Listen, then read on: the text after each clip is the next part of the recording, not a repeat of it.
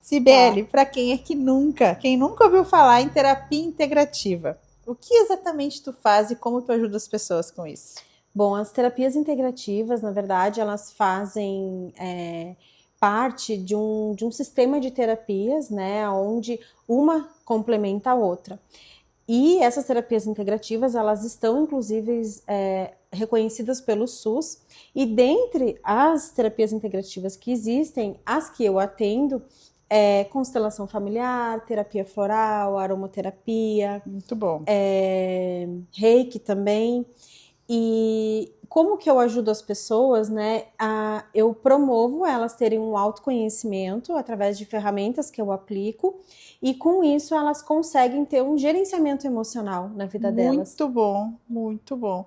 E como é que tu chegou nessa profissão? O que que te fez decidir trabalhar com a saúde emocional?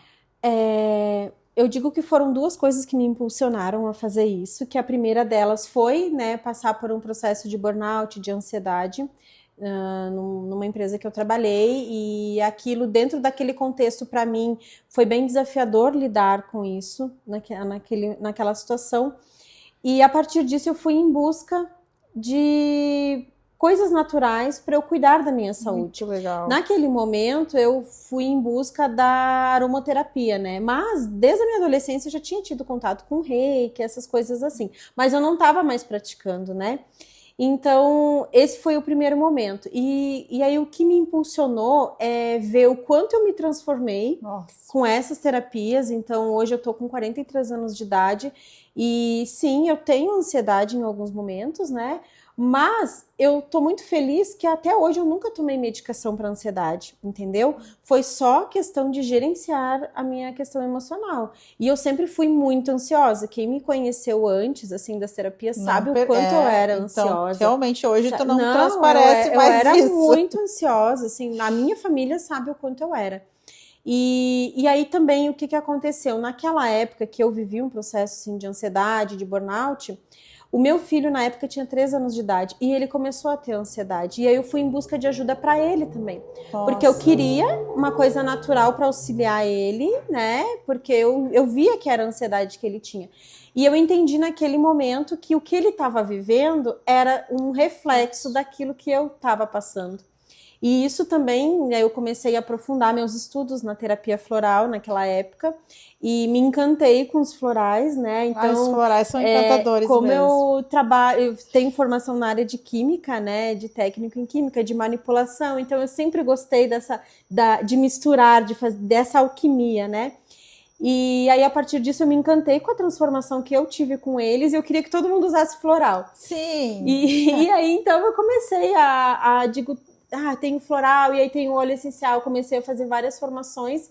E quando a minha segunda filha nasceu, que ela hoje está com 6 anos de idade, foi bem na época da pandemia, então era um momento bem desafiador da minha vida, porque eu não podia deixá-la em escolinha, daí também não estava Verdade. com rede de apoio, né, para poder cuidar Tudo em dela em casa, tudo casa, junto. tudo junto. Então, no meu contexto familiar ali, a gente entendeu que seria melhor eu ficar em casa cuidando deles, e daí sim eu comecei a investir total na Aí parte das foi. terapias. E legal essa questão, porque a gente ali na plataforma está como, né, terapeuta de gerenciamento emocional para famílias. Então, Uhum. assim, não é só para uma mãe, ou é para uma mãe, é em conjunto, ou é individual. Como que funciona? Eu faço atendimentos individuais, né, só para as pessoas, tanto mulher quanto homem, tem homens que me Uhum. procuram também. Mas eu sempre procuro integrar num contexto familiar, então pode ser que seja um casal que não tenha filhos também, né? E por que começou a acontecer isso? As mães vinham muito pedir atendimento para mim, umas gotinhas para acalmar o filho ou a filha, Entendi. sabe? E como eu entendia que o que a criança estava vivendo não era Tinha só por conta da relação. criança, tinha relação com a mãe, e dentre as formações que eu fiz, sempre se dizia, tem que tratar a mãe, tem que tratar o pai. Então eu comecei sempre a Verdade. fazer esses Isso. atendimentos em conjunto, Muito né? bom. E aí hoje no meu trabalho eu tenho atendimentos individuais para uma pessoa que quer passar por um acompanhamento assim de lidar, né, com as emoções dela, mas eu tenho esses atendimentos coletivos que eu atendo a família. Daí, a maioria das vezes, vem a mãe e o filho. Com a mãe, a gente trata o filho através da mãe. né? Eles fazem uso de terapia floral, de aromaterapia, entre outras técnicas que eu tenho. E no contexto com o pai, quando o pai aceita participar do processo, daí tem atendimentos só para a mãe, atendimentos só para o pai, e aí a gente vê dentro desse contexto o que a criança precisa e a gente faz direcionamento de atendimentos para a criança também. Muito, muito legal. E as pessoas ainda precisam descobrir esse serviço. E é muito curioso que só nesse mês é a segunda pessoa que eu converso aqui que fala sobre ter buscado para se ajudar ou buscado para ajudar um filho, né? Aqui a gente conheceu alguém que foi procurar uma terapia para ajudar uma filha em depressão. E é impressionante agora, falando da tua transformação, eu lembrei como transforma vidas e as pessoas nem sabem que muitas vezes através de coisas naturais, procedimentos naturais, a gente consegue uma ajuda de forma mais com qualidade mesmo, assim, para não se entupir de medicamento, o que não é errado. A gente sabe que o medicamento vem aí para ajudar, mas também a gente pode tentar outras alternativas como essas, né? Sabe que teve uma fala de uma amiga minha esses dias que ela usa medicação para ansiedade, enfim, e ela me disse assim, porque os remédios alopatas, eles tratam o sintoma. E eu digo sempre que a gente é uma cebola, lá no centro da cebola está a nossa essência, né? E aí todas as camadas são as cascas que a gente vai criando ao longo da vida. Então, assim, cada terapia integrativa que eu vou fazendo é uma camada que eu vou limpando, entendeu? Até a gente chegar na nossa essência, né? E essa minha conhecida, ela estava relatando que ela disse assim, Cibele, eu cheguei no momento que eu quis fazer uma pausa de tomar medicação para ansiedade, porque eu senti que eu estava bem e tal. E aí ela começou a entender que, na verdade, ela não estava tratando a ansiedade dela, né? Ela estava tratando só o sintoma. E ela disse, gente, parece que eu sou outra pessoa agora. Porque eu vivia dopada de uma certa forma, né? Então é bom os remédios, eu não sou contra.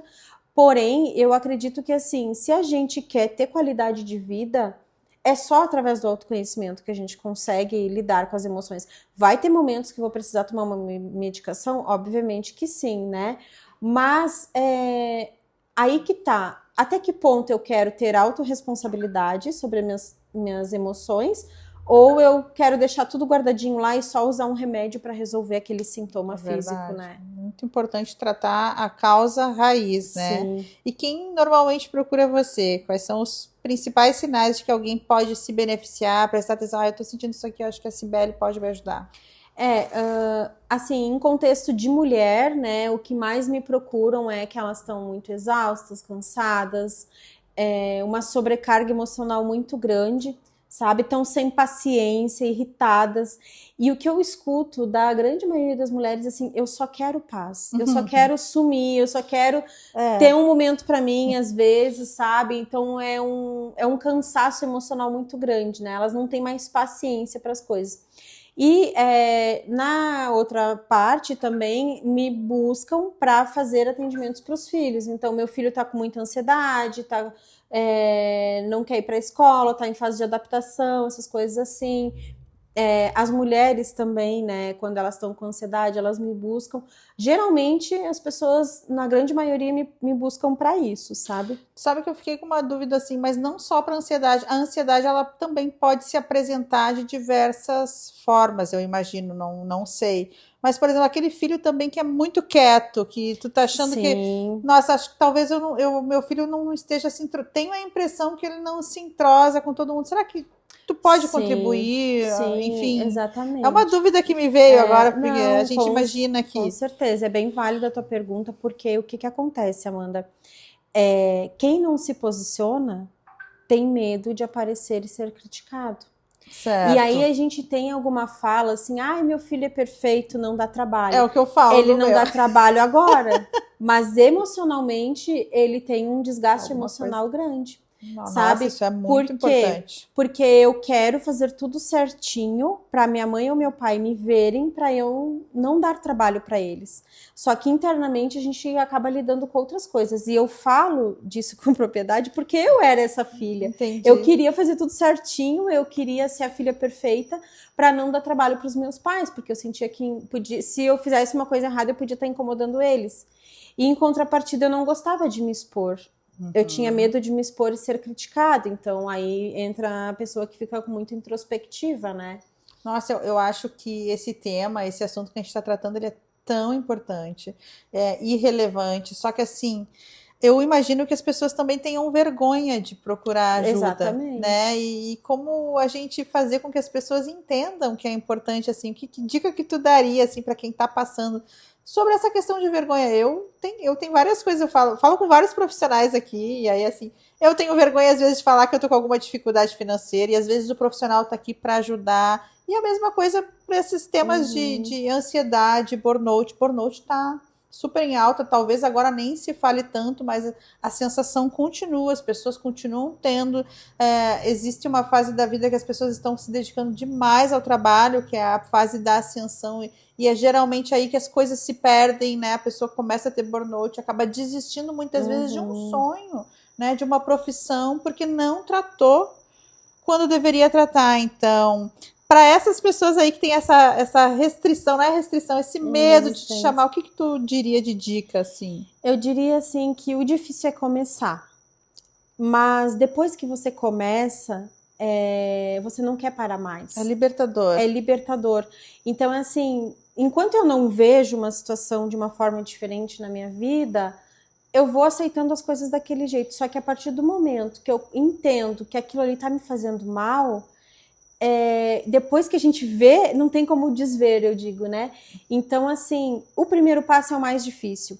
E eu gosto também de salientar que, assim, se você não quer gastar dinheiro com terapia agora, e seja qualquer terapia, né? Porque a terapia eu vejo num contexto que ela é importante para qualquer pessoa. Antigamente se tinha um preconceito de que quem procurava terapia estava louco ou com depressão, e não é assim, né? Que É bom. como uma dor no joelho que eu tomo uma medicação, é como qualquer outra dor. Mas só que é uma dor emocional, não é uma dor visível, né? Então eu digo assim, que se você não quer pagar o preço de fazer uma terapia agora, você tem que ter a consciência que lá na frente você vai pagar o remédio. Entendeu? Então, de alguma forma, você vai ter que gastar, né? E o remédio a gente sabe que ele é bom, mas tu regula uma coisa, tu desregula a outra, né? Então, quando a gente tem esse autoconhecimento, claro, em algum momento vou precisar tomar um remédio, pode ser que sim, mas talvez a dosagem vai ser muito menor, o tipo de alopatia vai ser diferente, porque você consegue lidar com o emocional, né? E como é que funcionam os teus atendimentos? E o que a pessoa pode esperar aí da primeira consulta? E também, tem tempo de tratamento? Existe isso ou não? Dos meus atendimentos, então, um primeiro momento a gente faz um diagnóstico, né? Então, os meus atendimentos hoje eles estão concentrados em acompanhamentos de 3 meses, Perfeito. onde a gente faz encontros regulares e a gente faz. Eu desenvolvi uma metodologia, né? Que a gente faz um mapeamento de como a pessoa está nesse momento, e se vem a mãe e o filho, a gente faz um para a mãe e um para o filho também. E aí a gente vai tratar os 3 principais pontos que estão sendo desafiador para eles naquele momento. E a gente trata esses 3 principais pontos, né, durante os encontros. Ao final deles a gente gera esse mapa de novo. E aí eu apresento para ela para a gente ver o que melhorou, o que ainda precisa ser melhorado, né? E esses encontros aí eles podem ser tanto presenciais, né, tanto aqui em Farroupilha quanto em Caxias do Sul, ou no formato online também, para todo